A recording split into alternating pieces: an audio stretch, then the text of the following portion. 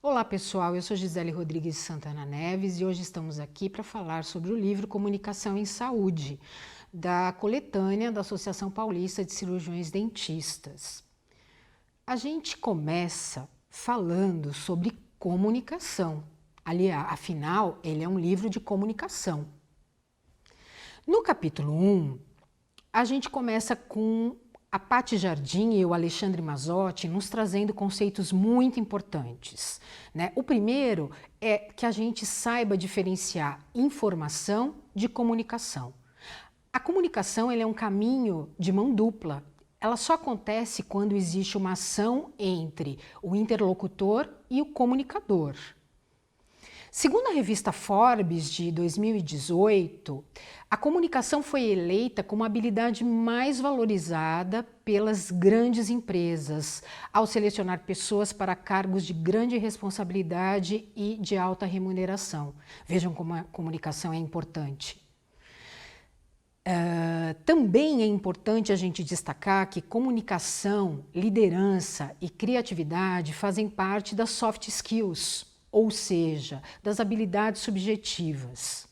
Essas habilidades subjetivas, elas são muito mais difíceis da gente desenvolver e de mensurar do que uma hard skill, que é uma habilidade técnica, que todos nós em saúde temos isso desenvolvido durante a nossa graduação. Diferentemente das soft skills, que fazem parte do nosso desenvolvimento pessoal. E para falar com vocês, né, dessas soft skills, é importante a gente trazer à tona os conceitos de inteligência emocional, porque eles compõem nosso background sobre essas habilidades. E essa inteligência emocional vai fazer toda a diferença no desenvolvimento das soft skills. No ato de se comunicar, é importante que a gente tenha empatia com quem a gente pretende fazer esse elo de comunicação. É importante que a gente tenha em mente que quando a gente fala em saúde, nós estamos falando sobre cuidado. E falar sobre o cuidar estar relacionado com humanizar. Então, toda vez que a gente humaniza o cuidado que prestamos ao nosso cliente, nós temos que ter a empatia ao nos comunicarmos.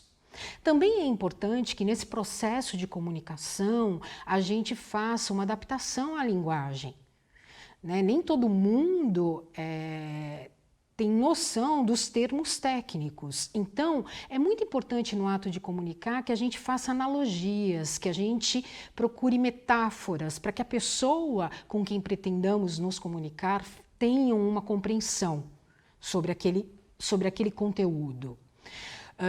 Também temos que pensar que no ato de comunicação a gente está contando uma história. Né? Se a gente partir do princípio que todo ato de comunicação é um storytelling, né? E, portanto, você tem a jornada do herói durante esse ato, fica muito mais fácil da gente estabelecer conteúdos assertivos de comunicação. A gente tem que pensar que a gente está entregando para aquela pessoa um roteiro de cinema. Parem agora e pensem naquele filme que vocês não esquecem jamais. O que aquele roteiro de cinema impactou vocês, né, para que houvesse uma comunicação entre vocês e o filme que vocês estavam assistindo. Assim deve ser a nossa comunicação com o nosso cliente em saúde. Eu devo entregar histórias para ele e essas histórias, elas devem envolver. Né? Então eu não posso esquecer da jornada do herói nesse momento. Também não posso esquecer que tecnologia é muito bem-vinda nesse momento de comunicação, né? Onde eu posso usar recursos tecnológicos, recursos visuais para amplificar o processo de comunicação. E também no processo de comunicação eu não posso esquecer de ser um bom ouvinte, né? Como ele é um processo de troca, de mão dupla, entre o cliente e o profissional de saúde, o profissional tem que ser um bom ouvinte, ele tem que prestar atenção nas dores daquele paciente, nas emoções que aquele paciente traz, nas expectativas que aquele paciente tem perante ao serviço de saúde prestado. Isso tudo compõe o ato de comunicar, que Paty Jardim e Alexandre Mazzotti trazem brilhantemente no livro Comunicação em Saúde, editado pela editora Napoleão. A seguir, nesse livro, eu estou querendo mesmo fazer um pupurri do livro para vocês verem o quanto esse livro é atrativo, né, para a gente que está ali no dia a dia, né, compondo a nosso serviço de saúde junto com o nosso cliente. A gente traz a Dulce Simões, né? Dulce Simões, ela expressa no capítulo o desejo de incomodar o leitor, de provocar, de desafiar aquele leitor a sair daquele lugar. Não interessa qual é, independente de qual é o lugar. Ela pretende que o leitor caminhe no sentido de ser sempre mais. Porque assim como Dulce Simões fala, o mundo ele está cheio de coadjuvantes, desconhecidos e apáticos, que servem apenas como pano de fundo de uma cena, sem cor. Você nasceu para ser o protagonista. Isso Dulce Simões ela traz porque ser protagonista num serviço de saúde é uma nova categoria que Dulce Simões convida para que você não tenha apenas uma inspiração, mas que você se inspire e entre em ação.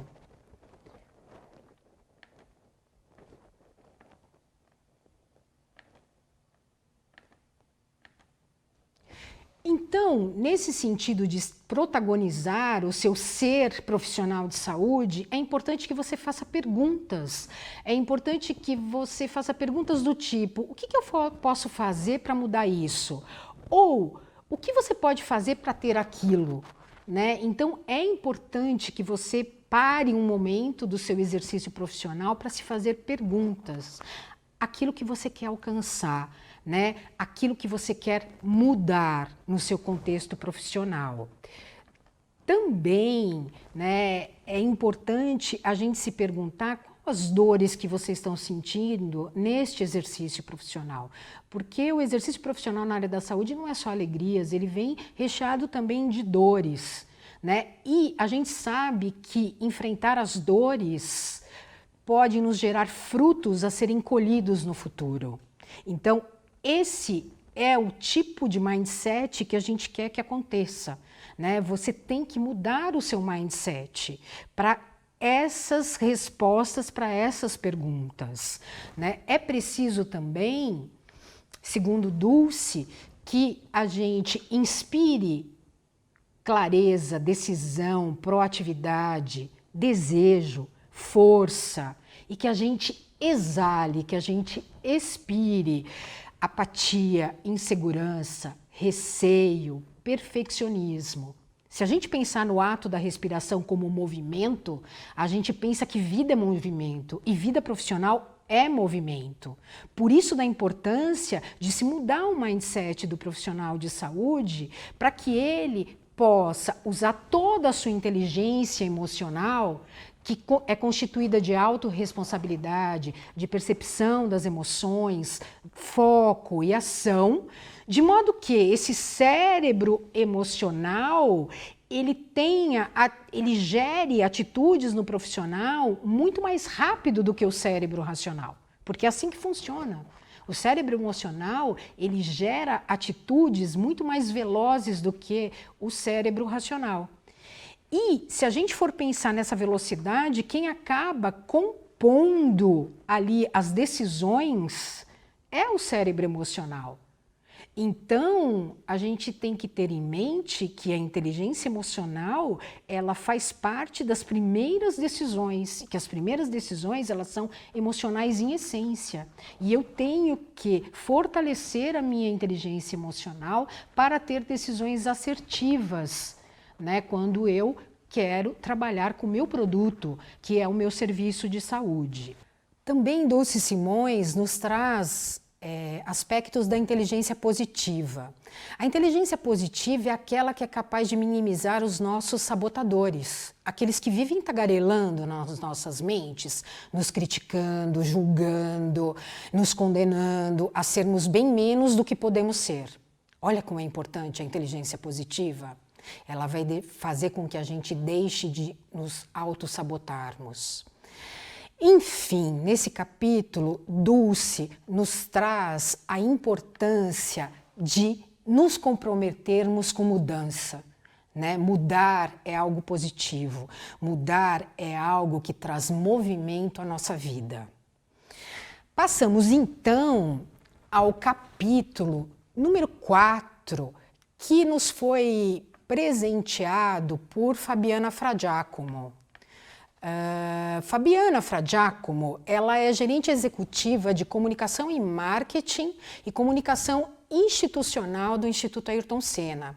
Ela carrega para si a vice-presidência de desenvolvimento global e de comunicação do Instituto.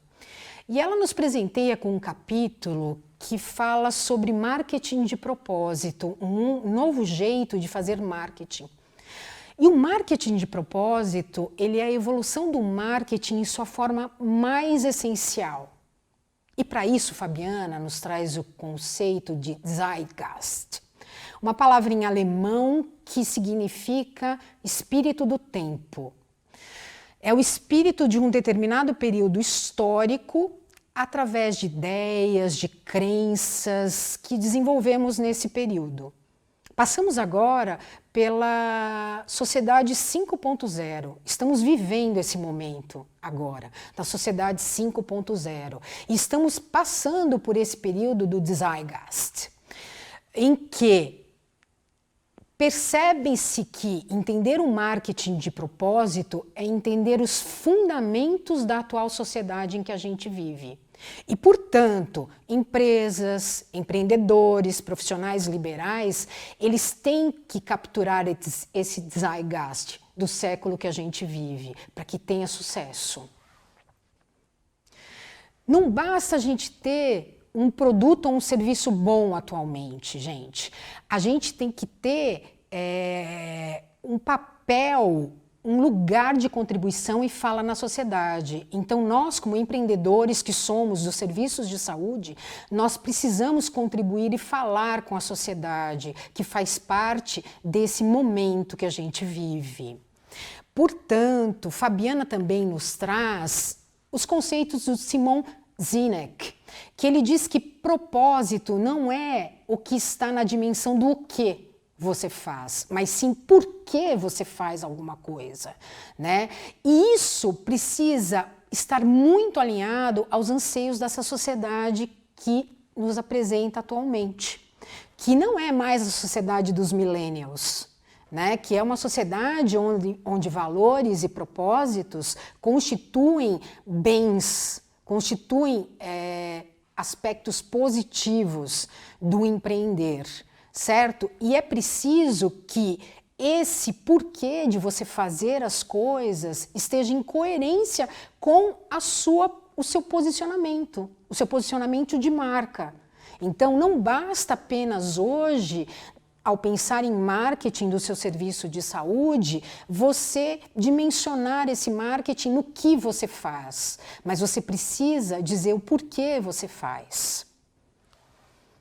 Assim, quando a gente pensa em fazer um marketing de propósito, a gente pensa em revelar uma determinada conexão que há entre o serviço de saúde e o marketing, trazendo uma causa, trazendo uma identidade, um alinhamento daquilo que a gente pretende enquanto serviço. E aí está a chave do sucesso. Já no capítulo 5, Nízia Telles, a brilhante Nízia Telles, nos traz toda a sua experiência para nos falar de branding pessoal. E o que vem a ser o branding pessoal? É o seu maior ativo, é a sua marca pessoal. Sua marca pessoal, como profissional de saúde, é o seu maior ativo, né? E ao pensar em brand pessoal, há uma conexão direta com o que Fabiana Fradiacomo fala, porque há uma conexão direta com propósito, com valores, com competências, com habilidades. Porque o profissional de saúde deste século, ele tem que ter propósitos e valores declarados, competências e habilidades para poder desenvolver sua marca pessoal. E isso ele tem que estar conectado com o zeitgeist desse século. Ou seja, com esse período de tempo que a gente está atravessando.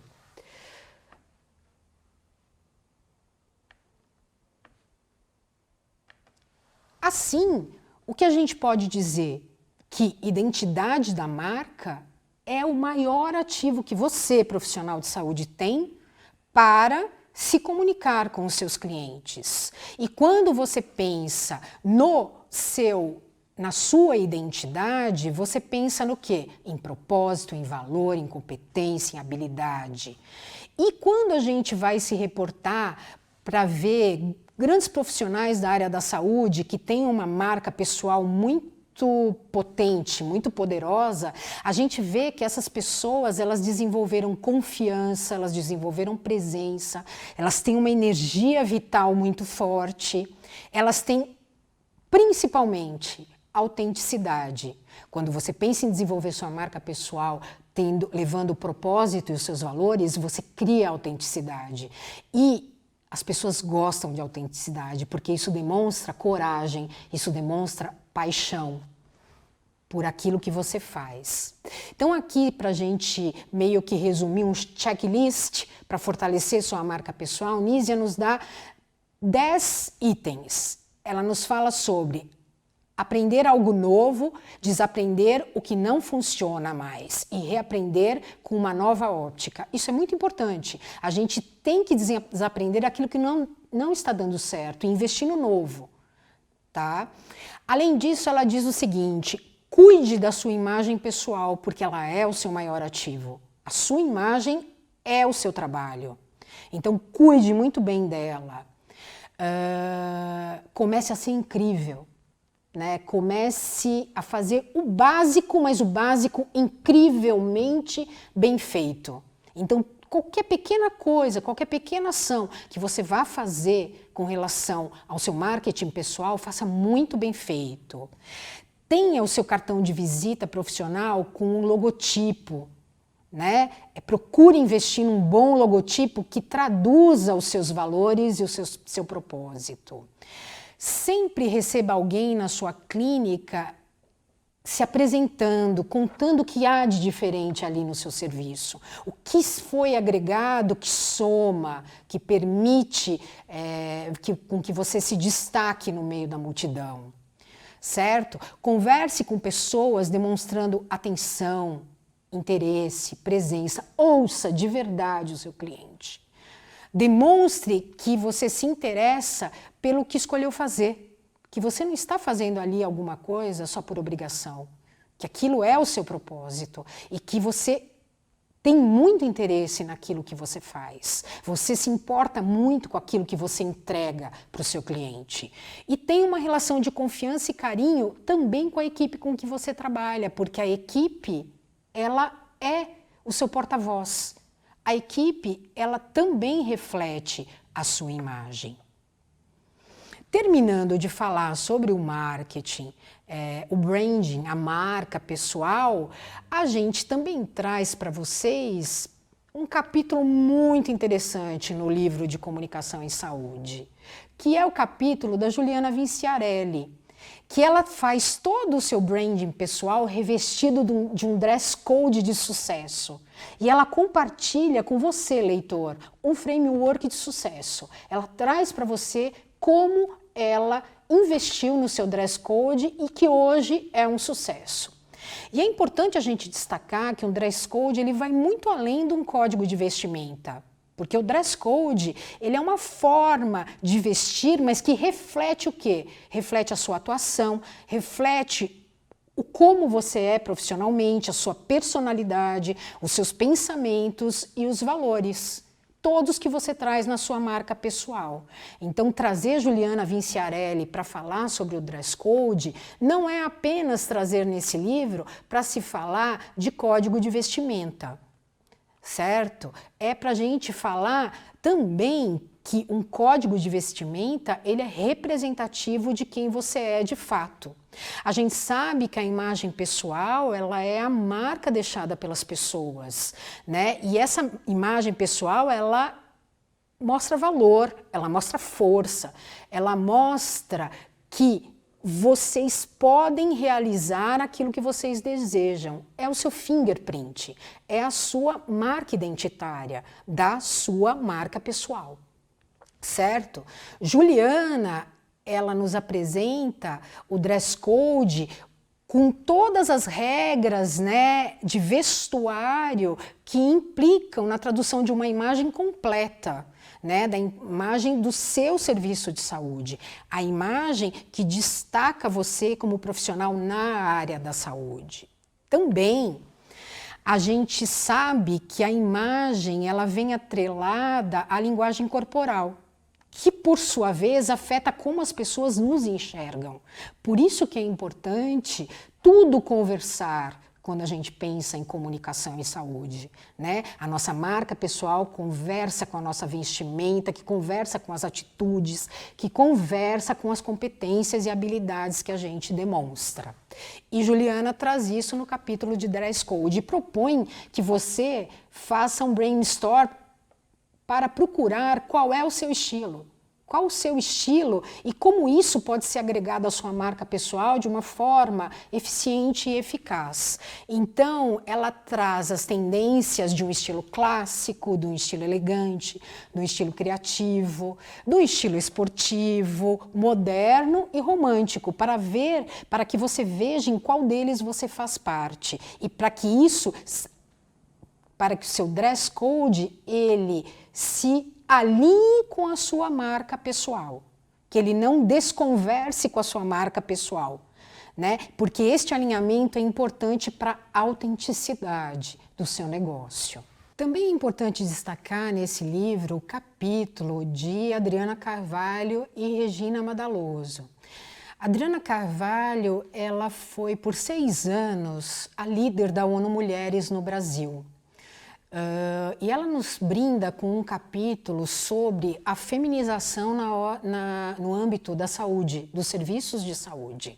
As mulheres são a maioria na área de pediatria, cerca de 70%, na ginecologia e obstetrícia, 51,5%, e na clínica médica, 54,2%. Em contrapartida, os homens lideram a parte de cirurgia digestiva. Já na odontologia, os dados do Conselho Federal de Odontologia de 2020 mostram que 71,8% dos profissionais da área são do sexo feminino. E ambas as autoras, elas nos trazem a importância da mulher ter galgado este lugar, da importância da mulher ser inserida como força de trabalho predominante na área da saúde. E o que isso implica em termos de responsabilidade, em termos de alcance, em termos de posicionamento da mulher nos grandes empreendimentos. E esse é um livro que a gente aborda o empreendedorismo em essência. Nós trazemos o empreendedorismo como uma marca desses profissionais que trabalham com serviços de saúde. E a mulher, nesse âmbito, ela vem se destacando. Então, não podemos desconsiderar que a mulher, por fazer parte, em sua maioria, desses serviços, ela galga por sua valorização em termos de salário, sua valorização em termos profissionais, como um grande expoente dentro das áreas da saúde. Isso é brilhantemente tocado por Adriana e por Regina. E aqui eu gostaria de falar que o livro não se resume apenas a isso que eu apresentei para vocês. Ele tem muito mais. Ele tem neurociência ligada ao desenvolvimento, ele tem as redes sociais como mola propulsora para que você, profissional de saúde, se destaque no meio da multidão, e ele também traz o uso das redes sociais como um grande coadjuvante e potencializador de divulgação de ciência. Vejam, nós estamos falando de profissionais que pensam em empreender em essência, que é o profissional de serviço de saúde. Então, esse profissional ele tem que estar armado com todas as ferramentas possíveis para que ele possa mostrar o quanto a sua marca é importante e o quanto a sua marca pode fazer a diferença num país de extrema desigualdade, como o nosso. Ele traz ferramentas para que você, profissional de saúde, possa alcançar o seu espaço. E o seu espaço de modo a marcar a presença, de modo a contribuir socialmente para o nosso país. Além disso, esse é um livro que não é um livro em si. Ele traz toda uma biblioteca para que você possa usufruir. Ele é um livro carregado de outros livros dentro dele. Ele traz QR codes com vários outros artigos, outros vídeos, outros cursos, e você vai ter tudo isso comprando esse único livro. Você vai ter direito a uma verdadeira enciclopédia, uma enciclopédia de atualidade, uma enciclopédia de posicionamento seu no mercado.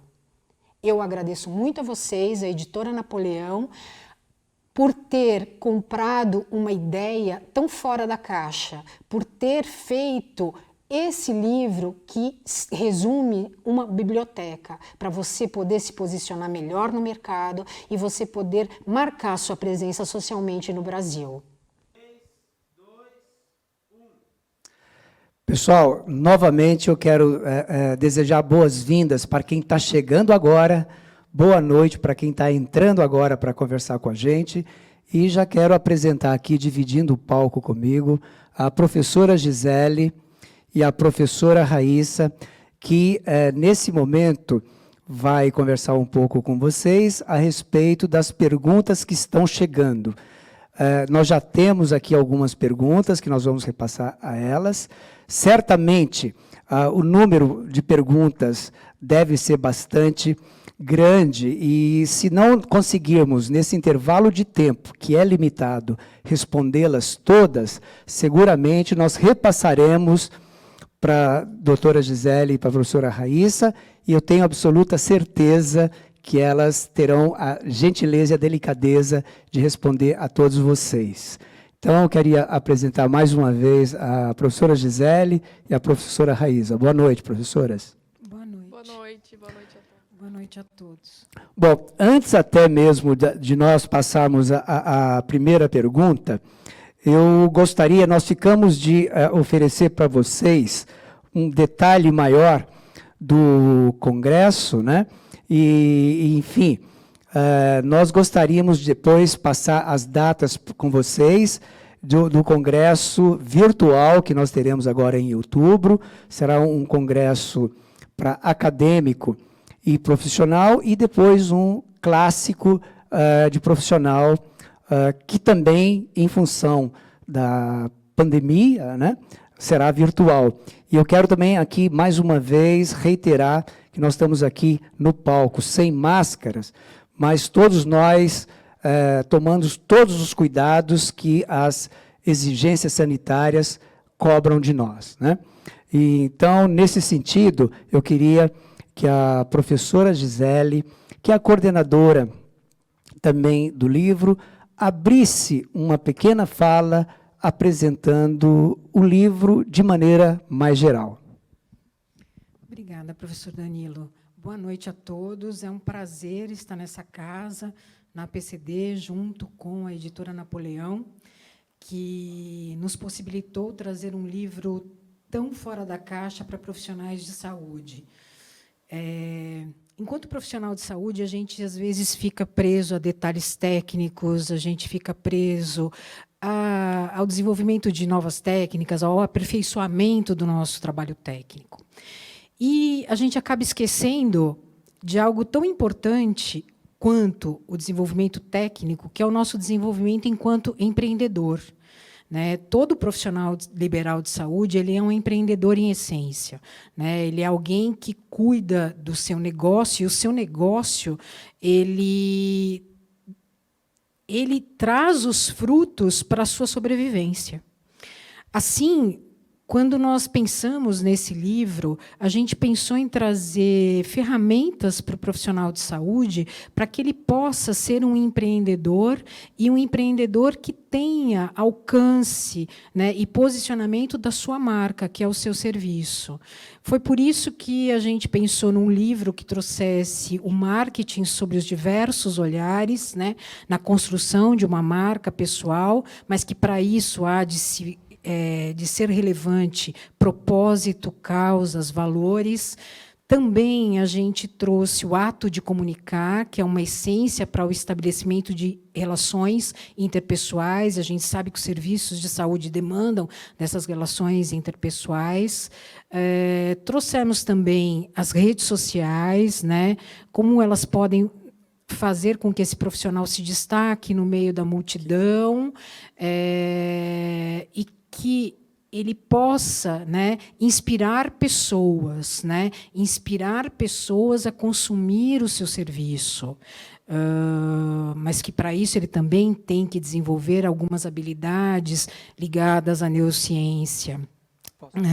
Além disso, a gente traz um capítulo de mulheres, haja visto que as profissões de saúde, elas são hoje, atualmente, elas são femininas em essência, né? Então a gente quis discutir um pouco do papel da mulher e das lideranças femininas nas profissões de saúde.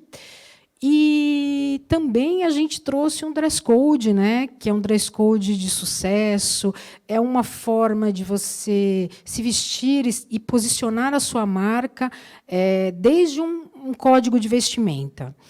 Então, esse é um apanhado geral desse livro que eu penso, e ele tem uma coisa muito característica, né, que é só dele, é o fato dele trazer em cada capítulo uma série de outros conteúdos que vocês vão poder acessar.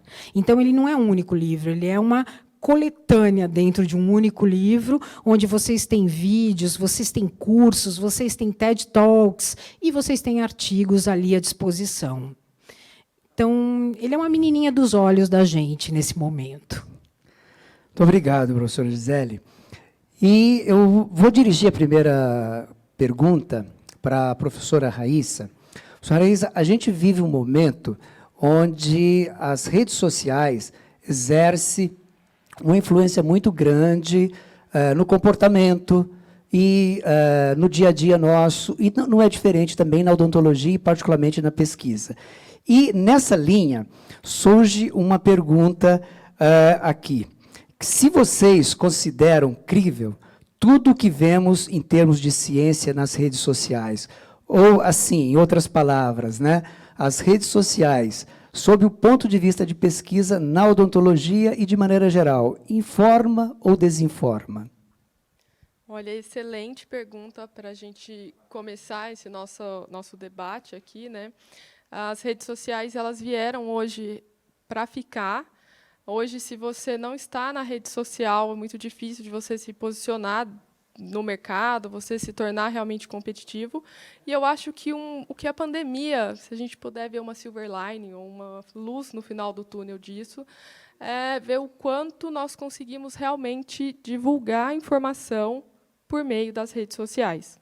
Né? É claro que, junto com essa facilidade, com essa conectividade que as redes sociais trouxeram, a gente vê hoje, diariamente, coisas boas, e também estamos bombardeados aí com as famosas fake news, né? O que não apareceu aí na pandemia em termos de fake news, e todo mundo tem vivido isso no último ano e meio mais ou menos. Então, assim, eu acho, respondendo à pergunta, que sim, é possível a gente ter informação de qualidade na pandemia. A gente vê excelentes profissionais, a gente vê excelentes professores, pesquisadores, excelentes influenciadores, né, divulgando informação, divulgando ciência de forma muito idônea, muito honesta, muito correta, mas é preciso ter muito cuidado realmente com o tipo de informação que a gente está consumindo, porque do mesmo jeito que temos ali o anjinho falando coisas boas, a gente também tem o diabinho ali do outro lado espalhando fake news, digamos assim. Né, então, acho que o nosso livro ele traz 2 capítulos falando sobre isso, né, de duas equipes, na verdade, de alguns autores que são expoentes nisso, o capítulo do professor Heitor, do Rafael Rato também, do Cláudio Panucci, traz de uma forma muito clara como a gente pode consumir, tanto consumir essas informações de qualidade, como caminhos para você se tornar um comunicador de informações de qualidade. E a gente tem outro capítulo também falando um pouquinho sobre como funcionam as redes sociais, um pouquinho sobre algoritmo, um pouquinho sobre como chegar nesse meio, né, que, às vezes, falando especificamente para o nosso público dentista, a gente não tem muita formação a respeito disso. Eu acho que é justamente, como a professora Gisele falou, a menina dos olhos, né, desse livro, o que ele realmente traz de legal e de diferente é poder trabalhar o que também foi falado pela professora Gisele no vídeo anterior, soft skill, poder desenvolver isso no profissional moderno. Então, acho que isso é um resumo, realmente, do que nós buscamos trazer de bom, o que a gente pode encontrar nas redes sociais em termos de pesquisa com relação a isso. Muito obrigado, professora Raíza. Professora Gisele, você já havia antecipado a relação da participação das mulheres na odontologia, né? E surge também aqui uma pergunta que tangencia tangencia não, ele é específico desse assunto, né? Que é a seguinte: a participação das mulheres na força de trabalho da odontologia é realmente muito grande. E aí se pergunta: há igualdade de fato nas oportunidades no mercado de trabalho quando se comparam com os homens? Infelizmente, eu considero que ainda não há essa igualdade. A gente vai começar a ver essa igualdade quando começarmos a ver mulheres em postos importantes na odontologia. E isso ainda não é algo tão presente, infelizmente. Mas nós estamos numa era em que as mulheres elas estão conseguindo alcançar esses espaços e marcar presença.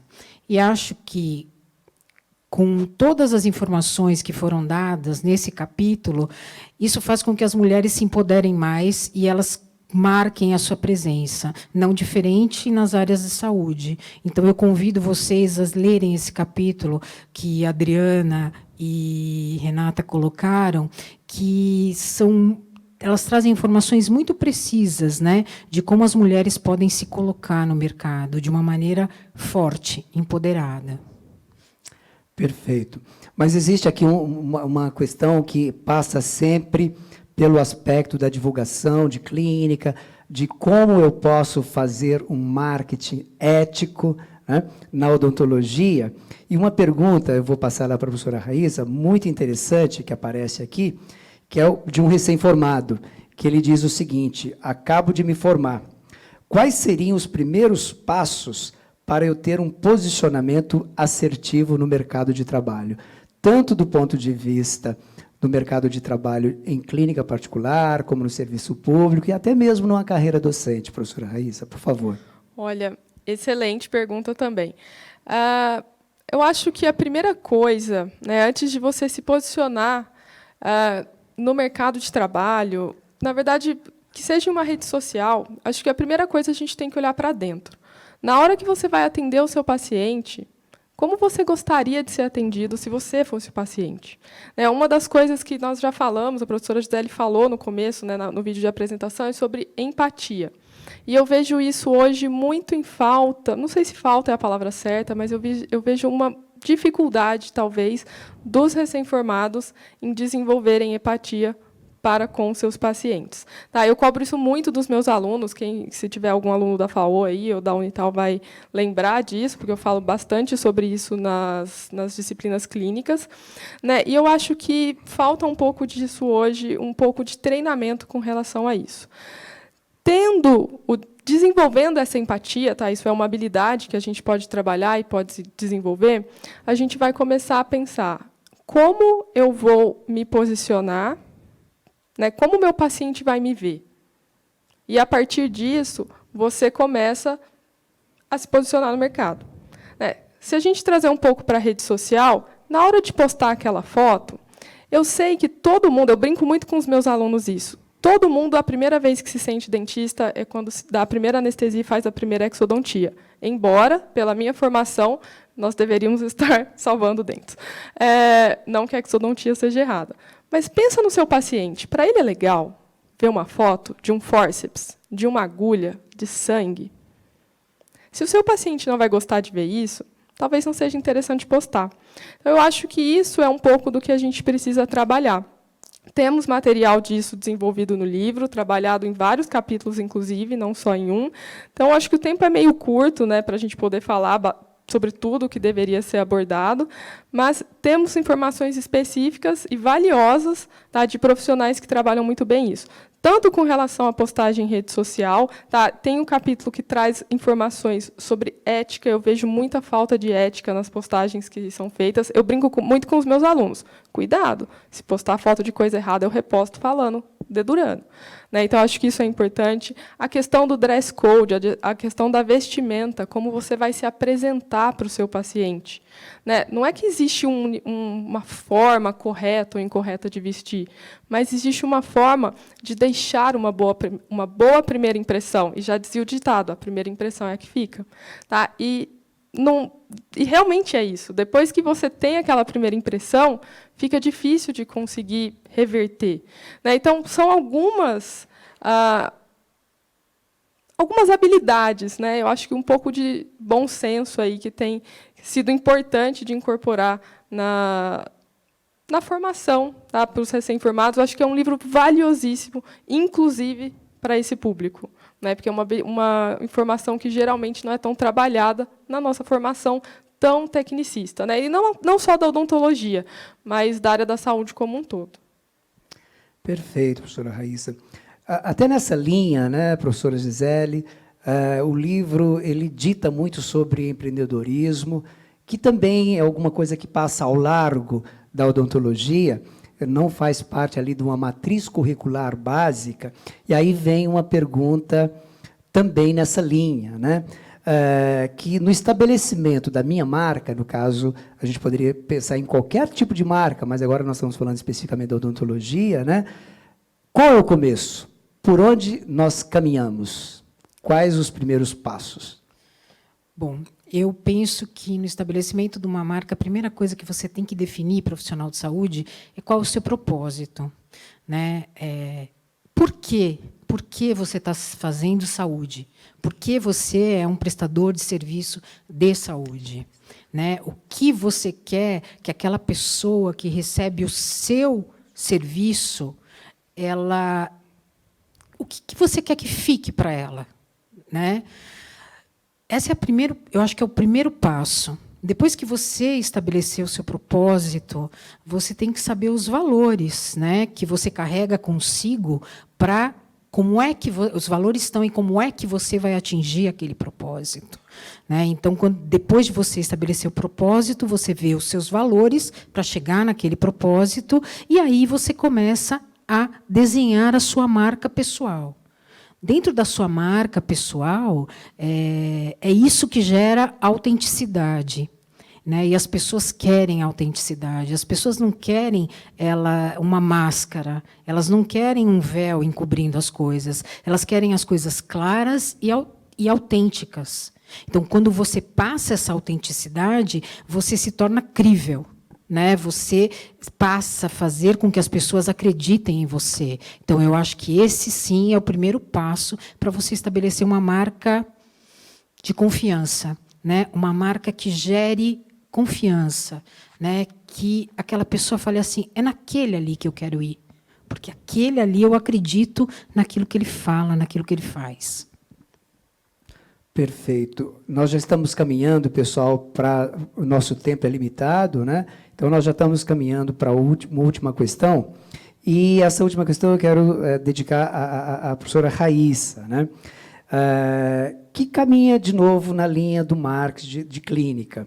E aí é uma pergunta bem objetiva, bem direta, né? Talvez a resposta não possa ser tanto assim.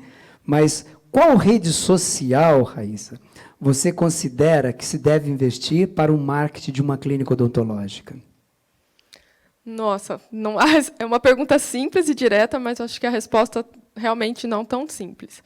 Eu acho que a primeira coisa é definir primeiro, como a professora Gisele acabou de falar, qual o seu propósito, né? O que você tem a oferecer. Depois disso, estudar as redes sociais. Não simplesmente sair postando. Cada uma delas, né, a gente tem hoje aí um monte, Instagram, Facebook, WhatsApp, Telegram, LinkedIn. Cada uma tem um propósito também. TikTok, que está crescendo muito. A partir disso, entendendo o seu objetivo e definindo também o seu público-alvo, talvez seja mais fácil achar um caminho para onde ir, né? E eu acho que é muito importante entender como a rede social funciona. Tá claro que não precisa virar aí o mestre do TI ou o mestre da engenharia de computação, não sei, mas entender como se posicionar ali dentro, como o seu público consome aquelas informações, como acontece o tráfego dentro da rede social, para que você consiga atingir o seu público de uma forma mais efetiva. Né, eu até estava comentando com a professora Gisele antes do começo aqui da nossa mesa redonda, eu tenho visto muitos colegas escravos, verdadeiros escravos da rede social. Tá? E, às vezes, isso, ao invés de ajudar, pode acabar atrapalhando, criando um pouco de, não sei, talvez estranheza do público. Então, acho que é importante isso. Antes de sair atirando para todo lado, definir o seu objetivo, definir o seu propósito, tá? Conhecer o seu público-alvo. Né? E eu acho, mais uma vez, que o livro ele resume isso de uma forma muito objetiva e de uma forma muito fora da caixa. Tá? Não é um livro gostoso de ler, tranquilo. Eu até estava comentando com os meus colegas que ontem eu li ele rapidamente, assim, você consegue folhear, nem ver o tempo passar. E eu acho isso importante, tá? Porque nós talvez falhamos em realmente conhecer isso e, como foi dito também, a geração 5.0 veio para ficar. Né? Temos que aprender a nos comunicar com essa geração. Pela primeira vez no mundo, nós temos 3 gerações convivendo ao mesmo tempo. Né? Nós temos os X, os Millennials, e agora temos os... Não é alfa, já tem os alfa, né? Que vão ser a geração aí pós-2010. Houve até uma brincadeira, né, recente, o que é cringe, o que não é, da geração Z com os Millennials, e eu realmente acho, eu como professora, como comunicadora, vejo esse desafio, vejo essa dificuldade de conseguir me comunicar com essas diferentes gerações, e eu acho que não tem segredo, gente, tem que estudar. O segredo é esse, tem que ler, tem que conhecer, tem que aumentar repertório, algo que a gente fala bastante também no livro, né? Sair da caixa, aumentar o repertório para a gente conseguir se posicionar nesse mercado que está tão competitivo. Se eu puder fazer só uma parte, eu gostaria só de colocar uma coisa que eu sempre falei para os meus alunos, que é a gente tem que ser o profissional, artigo definido, e não um profissional, artigo indefinido. Então, esse livro ele traz a oportunidade para você ser o profissional, artigo muito bem definido, tá? Aquele profissional de saúde. Perfeito. Nós gostaríamos assim de agradecer imensamente a presença física aqui nesses tempos, né, da professora Raíssa, da professora Gisele, agradecer também o fato de elas terem coordenado esse livro, que está traduzido nessas últimas palavras que a professora Gisele falou, que é forjar o profissional. Isso é muito importante, né? Então, gostaria, mais uma vez, sublinhar aqui a minha admiração, meu carinho e meus agradecimentos, que eu tenho certeza que é de todos que estão nos vendo e nos ouvindo. Muito obrigado, professora Raíssa. Muito obrigado, professora Gisele. Obrigada, professora. Obrigada. Logo em seguida, pessoal, nós vamos dar o início à fala da professora Daniela, né, e sobre o livro dela, que é o de materiais bioativos em odontologia.